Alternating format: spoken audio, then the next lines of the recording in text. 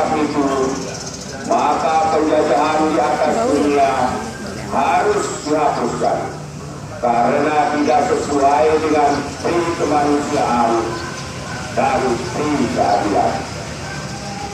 Dan perjuangan pergerakan kemerdekaan Indonesia telah sampailah kepada saat yang berbahagia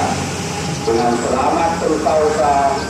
mengantarkan rakyat Indonesia ke depan pintu gerbang kemerdekaan negara Indonesia yang merdeka, bersatu, berdaulat, adil, dan makmur. Atas berkat rahmat Allah yang Maha Kuasa dan dengan didorongkan oleh keinginan luhur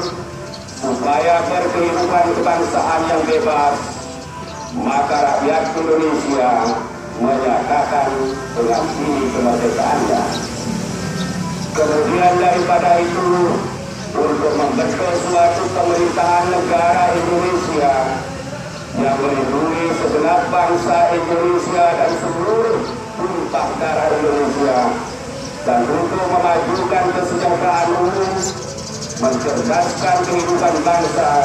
dan ikut melaksanakan ketertiban dunia yang berdasarkan kemerdekaan, perdamaian abadi dan keadilan sosial, maka disusunlah kemerdekaan kebangsaan Indonesia itu dalam suatu undang-undang dasar negara Indonesia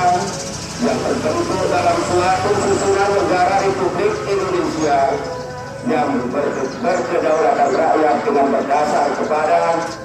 ketuhanan yang Maha Esa, kemanusiaan yang adil dan beradab, persatuan Indonesia, dan kerakyatan yang dipimpin oleh hikmat kebijaksanaan dalam permusyawaratan perwakilan, serta dengan mewujudkan suatu keadilan sosial bagi seluruh rakyat Indonesia.